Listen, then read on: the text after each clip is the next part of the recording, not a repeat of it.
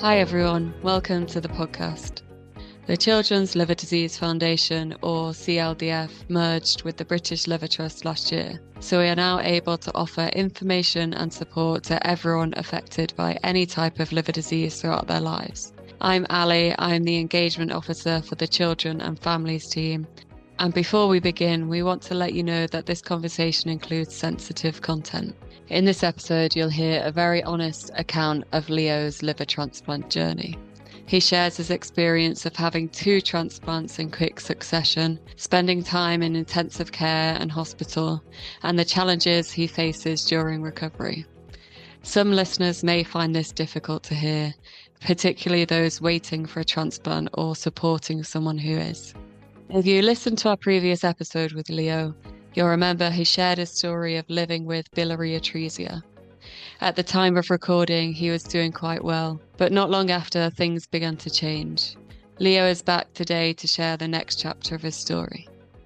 While every transplant journey is different, Leo's experience was not typical in that he faced many unfortunate challenges and complications.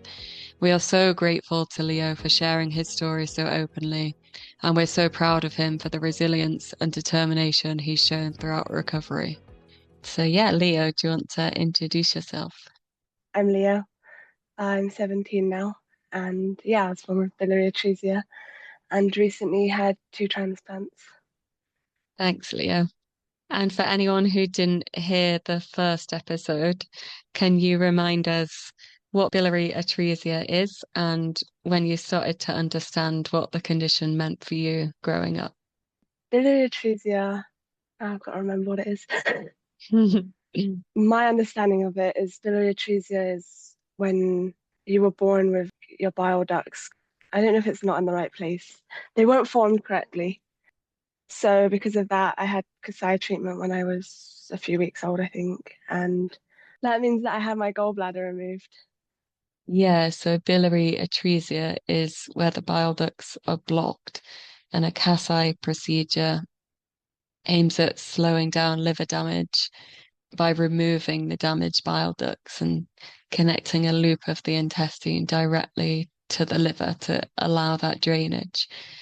And yeah, it aims at slowing down the liver damage, but patients may still need a transplant later in life. Yeah, it's basically what kept me alive. And then I always knew that it would mean my liver would fail one day. So it was just to kind of make myself have a normal life until then. So you knew from quite an early age that a transplant was on the cards at some point. Yeah. And yeah, when you'd recorded your last podcast, you were feeling quite well. So what was life like before everything changed and before you started to feel really unwell? I mean, everything was, I wasn't even on the transplant list. It was just what I'd always been used to, having blood tests quite, not often, but every few months, and then having checkups, and then having endoscopies every year to make, because I also had portal hypertension. Other than that, and the medicine, everything was pretty much normal. I did have some biopsies as well, though, because they kept finding nodules on my liver. But both times they did that, they didn't find anything, so that was good. Yeah, so from an early age, you've had a lot of medical treatments and monitoring, haven't you? Which must have been really difficult at times. Yeah. So yeah, moving on to pre-transplant and when things started to become more difficult, can you talk us through the moment things first started to change? A few months after I had done the last podcast, obviously I started college, and then like a month after starting college, totally random, was at a friend's house, suddenly felt like my stomach started really hurting. I He told me I'd passed out, and after that my stomach had just been hurting so much like that whole week, and I couldn't really move that well. I managed to get to college, but near the end of the week I just couldn't. So, and even when I was, it was very hard to get around. So then we called the doctors. No, we went to the doctors actually, and they were really determined to try and find out what it was. But because of my illness, they couldn't because they needed a specialist. So we went to A&E and they checked everything. My liver seemed fine with blood tests and stuff. They gave me some, I think it was anti-inflammatory thing because they thought maybe I had inflammation in my liver. It stopped the pain, but and they almost sent me home. But my doctor in Bristol had called my doctor in Birmingham and asked about a medication I was on, and she then asked why I was in hospital. The doctor explained, and then she asked because I'd already had CT scans, MRIs, chest X-rays, everything. Yeah, so she said to do one more test because there was a chance I might have like an aneurysm or something. So it was a very low chance. Turns out I had 7 aneurysms on my spleen. So then one of the spleens had like not burst, but I don't know. They said it was a fake aneurysm or something. It was confusing. But they then transferred me to Birmingham in an ambulance because I was like high risk or something, which was weird because I felt completely fine. Wow, that's a lot that's happened in a short space of time, and it's a lot to take in. Initially, that doctor looking for the aneurysms was really lucky and fortunate, wasn't it, Yeah. that was picked up. What happened then, Leah, when you got to Birmingham? And then when we got to Birmingham, they did a keyhole surgery where they coiled up the aneurysms. After I'd gone home from the aneurysms, they just before I went home, they explained that I'd be put on the transplant list because the aneurysms had stopped the blood flow to my liver. My liver was, I guess, it wasn't healthy, so they put me on the list. Wow, so you had the surgeries for the aneurysms, and then when you were sent home, you were also told you were put on the transplant list. And what was it like then when you went home? So yeah, I went home, everything was fine. Then I started feeling out of breath. Went for I go to the transplant bit and they would do like checkups and blood tests and my oxygen was low and they didn't seem bothered. We tried to get it up, but it didn't go up and they didn't seem bothered. And then I kept mentioning it every time I went to the doctors and they just wouldn't, they didn't seem concerned. But I could feel like it getting harder to do everything. I couldn't even walk that far. And then finally, like 2 months later, a doctor was like, this isn't normal because my oxygen went really low for me just walking a short distance. So he admitted me, and I had something called HPS, which they said is something you can get when you're on the transplant list. And it's like a valve that kind of blocks your airway when you're like upright. So it's different to like other breathing problems because normally when you're lying down, it's worse, but it was better for me when I was lying down. So you're diagnosed with HPS whilst you are on the list, and what is the treatment for HPS? So I was on oxygen for 2 months. I had these massive like tanks in my room, and everywhere I went, I had to carry like a backpack with an oxygen tank in it. And I was on it 24/7. It was quite hard because if I was going out with my mum and stuff, I mean, we take the car everywhere anyway, but we'd have to bring all of my oxygen tanks because of how much I was using. They Hmm. would only last half an hour, maybe. And were you able to still see your friends in this time? Yeah, so I got the wheelchair and I actually managed to go out with some of my friends and they all had loads of fun pushing me around. Yeah, it just made it a lot easier going places because I did try to go to town without the wheelchair and I was only out for like an hour because it was going to run out. And I Hmm. think that was the worry was when do I decide it's time to go home because of when will the oxygen run out because you just don't know sometimes. Like you get an indication, but yeah, Hmm. I'm really glad that you could still spend a little bit of time with friends over that time as well. yeah. It was. I think it was nice as well because I got to educate them on it, and they learned things, and because they're happy to ask questions because they know I like to talk about it. So Mm. Yeah. Yeah, that's a really positive way to look at it as well. Spreading awareness and education to your friends about your condition is really great as well. Yeah. And how did your family respond to you being put on the list? And yeah, what was that like that time? I don't actually really remember.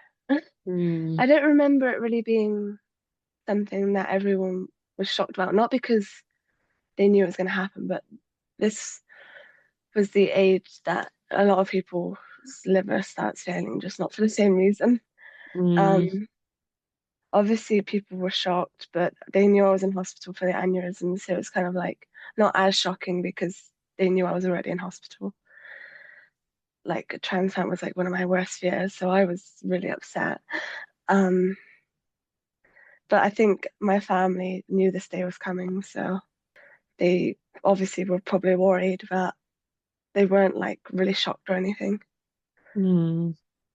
I think that all just really highlights how ill you were at that time and to go from quite quickly, being relatively healthy and stable to needing 24-hour oxygen must have been so overwhelming. Yeah, And and then I got because of the HPS, I got pushed up on the transplant list, and so yeah, 2 months later, I got a call for the transplant. so you received the call and yeah, what do you remember about that time? So my mom received the call. She'd literally just gone shopping to get us food for the night. She was gonna wait till she got home, but obviously we had to leave as soon as we could. So she called me on the way back. I remember the panic as soon as I heard the word transplant. I called all my friends, text my family, just letting them know. I posted on like my story just so people who don't really talk to me but wonder where I might have gone. I literally got my stuff ready and we left. But just before we left, we had a call from a filming crew and they wanted to actually film like my transplant, like the actual surgery and stuff. So that really helped me because when we got to the hospital, I had a distraction until the transplant. They filmed me walking in, filmed me talking to doctors and things like that. And yeah, it was a really good distraction because it didn't take long for the liver to be ready, but it took like 2 hours or something. So it maybe longer, but it was nice to have something. And now that it's over, I have something to look forward to when that's out on TV. And do you know what it'll cover? Basically, I've watched one of the episodes of the same show of like another liver transplant, and it does literally record the surgery, and you see them cutting open the stomach. Wow. So that bit's gonna be weird because like it was weird enough seeing that thinking they did that to me, but seeing that actually being me, Yeah, I bet that's going to be quite emotional for you. I think the bit that's gonna be most emotional is the parts where they've recorded bits, but I don't remember recording it because I think they Mm, recorded stuff in ICU, but I don't remember it. yeah. Yeah, very interesting insight though, isn't it? Yeah, And yeah, I think you've said before that you're the kind of person who wants to find out all the yeah. information. So, I hope there's a lot that I don't remember, and then I get to know that. mm, But it's definitely gonna be weird. mm. And how far did you have to travel for your transplant? I had to go to Birmingham, so I think it was like 2.5 hours max. Mm. A long way though, isn't it? Like you say, when the panic sets in, when you first hear that there's a liver for you. I mean, I'm kind of glad it was a long journey because it gave me time to calm down instead than it being like a 10-minute journey. So you Um, you found that you're able to settle a bit. yeah, obviously I panicked a lot. Well, I normally panic a lot before being put to sleep, but this time I wasn't as bad, I don't think. Like, obviously I was scared, but I just accepted that it was going to happen. I think what was the hardest part about the distance was the fact that my mum had to come up and drive up that distance most days, back and forth. Yeah, that's really difficult. And just adds a layer onto everything, doesn't it, when people have to travel a long way. Yeah. And then the first transplant, what do you remember about knowing that you'd had the first transplant? And what's your memory like from the period immediately after that? And just take your time telling us. So I remember being put to sleep. I'll be honest, I do not remember anything from when I first woke up, which is weird because I was pretty healthy. So what I've been told is the first week or something, I had like a morphine thing that I could keep pumping, which is, I only remembered that from looking through old messages. I'd apparently played Uno with my nan and my mum and the young people workers. I remember my dad visiting. That was the only thing after the first transplant I really remember. And it was the day before everything went wrong, or it was the day. Is that day something you want to talk about? So he came, and I don't really remember the day fully, but I just remember trying to do things and I was really shaky. I couldn't do anything. And I was just feeling not great. Luckily, at that, I remember I was just in a side room in the ICU, so that was nice. And I actually thought that was not near the start of when I had the transplant. I thought that was near like when I had the second one. But I think that night, maybe, that was when they had to ventilate me again. I'm not sure, I might be wrong. But what I do know is after my first transplant, they had to ventilate me and then my bile ducts leaked and I had to have emergency surgery. They had to call my parents, tell them to get here quickly. They didn't, it sounds quite dark, but they didn't know if I was going to make it or not. But they said if it got that bad, they would transfer me to London or something, put me on some special machine. I'm not really sure. I remember being told that I had to be put to sleep again, but I just remember being in so much pain that I just let them. Then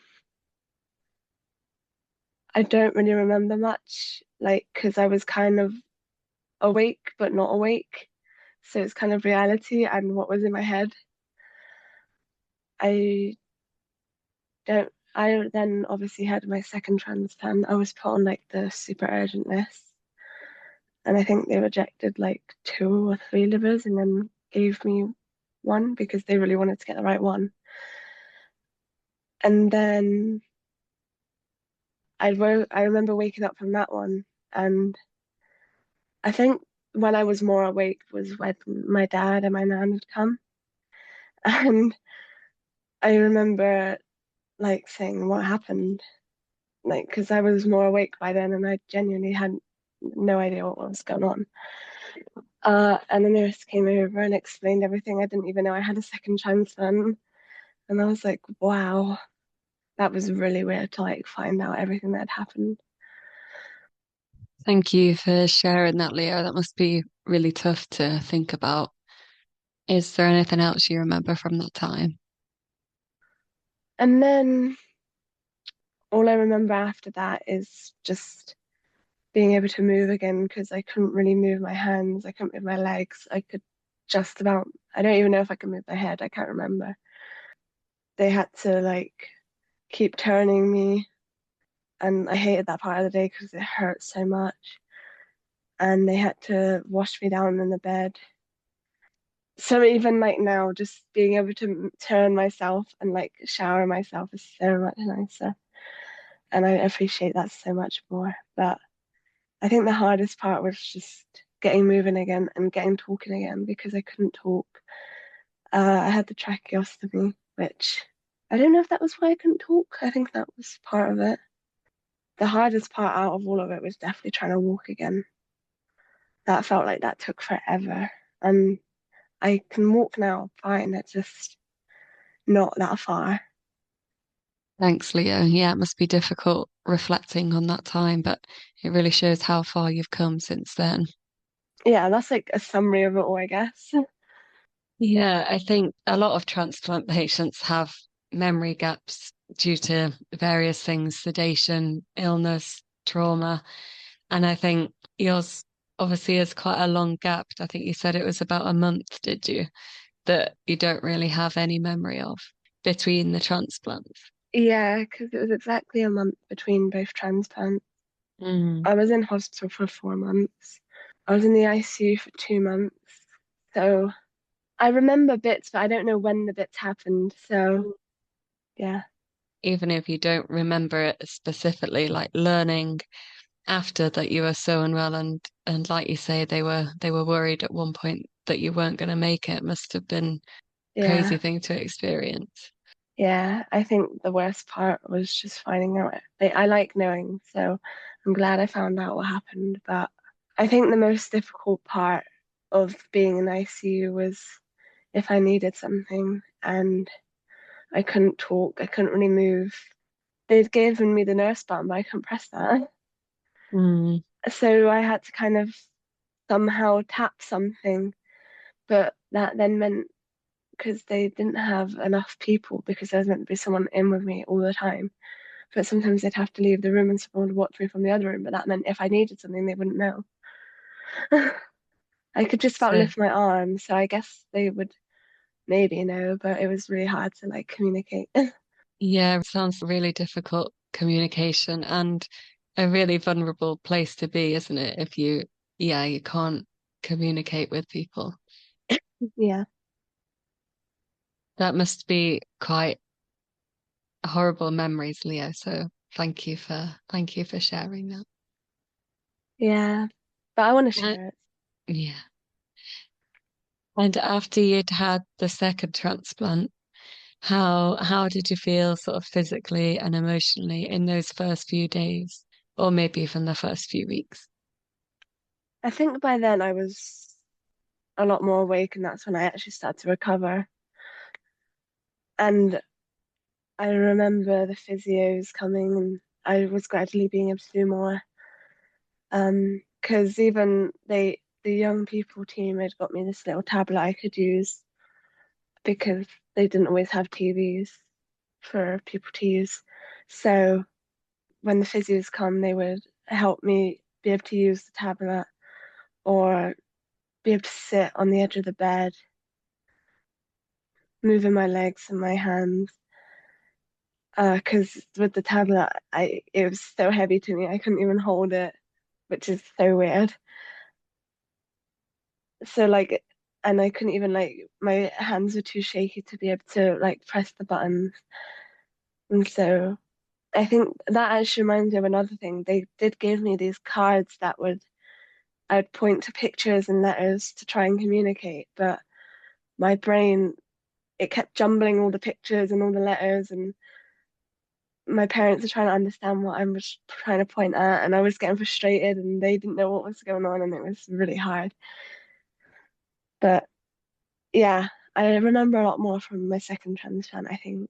And I just remember how happy I was to go into the ward, to just get out of ICU because when you're in ICU, especially when you're really ill, everything first was 10 times louder. Even like lights and stuff are so much brighter, like all your senses. And you can hear like people next to you in pain or coughing or shouting. Or even the nurses talking quietly to me, it sounded like they were shouting. It was horrible. So moving on to the ward was a bit of a turning point in recovery. I mean, it was good because it meant, first of all, I was a step closer to going home. Mm. And because of my age, I get a side room. So I didn't have to. I mean, I did hear people from outside the room, but if I really wanted to, I could just put headphones on and I wouldn't hear them. So it was a lot more peaceful. And I could watch like what I wanted, like at whatever volume I wanted, and didn't have to worry about people being disturbed. Mm. So, Yeah, that helps, doesn't it? Being able to have a bit more freedom in what you can do. and privacy. Yeah, privacy. So you're in hospital for about 4 months in total. Yeah. And since coming home, what has recovery been like since you've been home? Yeah, good. I mean, when I had come out of hospital, by the moment I had started walking, I think things started going quite quickly. So I started walking. like literally 2 steps, then the next day or the next 2 days it would be walking across the room, and then it'd be walking to the toilet and back. Then it was walking down the corridor. So when I got home, I'd just about managed stairs and I could walk not far, like not more than 2 or 3 minutes, but enough for me to kind of be a lot more independent. Um, Obviously, when I first got home, it was like if I knew I had to do something the next day or on that day, I'd spend the day in my room to like preserve my energy. And then on the days I'd have showers, my mum would help me, and then I'd spend that day resting. So I came out of hospital in just at the, yeah, literally at the end of October.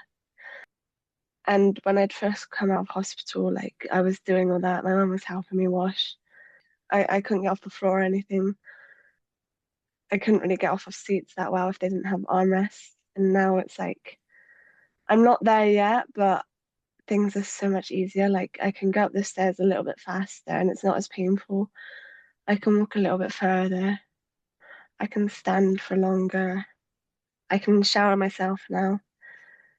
Um, Being able to shower myself is probably the part that I'm really happy about because it feels so much nicer. Yeah, I mean, even like you say, to be going from taking even a couple of steps to now being able to shower yourself, they're huge steps in progress. Each one feels so small and like bit by bit, but you're progressing so well, and it's a really good sign of recovery. Yeah, I'm now having physio appointments and stuff. I've only had one, but they've given me some exercises that have just come, so I'm gonna try those. They've said to practice walking further each time. So, but even just my day-to-day living, I'm improving. That's really good to hear. And the physio, what's the session been like you've had so far? I've only had one, but it's been, I could do a lot more than I thought. I struggled with like star jump and stuff because jumping just feels like so much weight. But I could pretty much do everything. I just struggled with like jumping, doing some of the floor exercises. But at the time, my walking was a bit more wobbly as well. But overall, I think it went pretty well. And it's nice being able to feel the changes as well, like how things feel easier to do. So I just can't wait till I'm able to do everything again without thinking about it. Mhm. Good.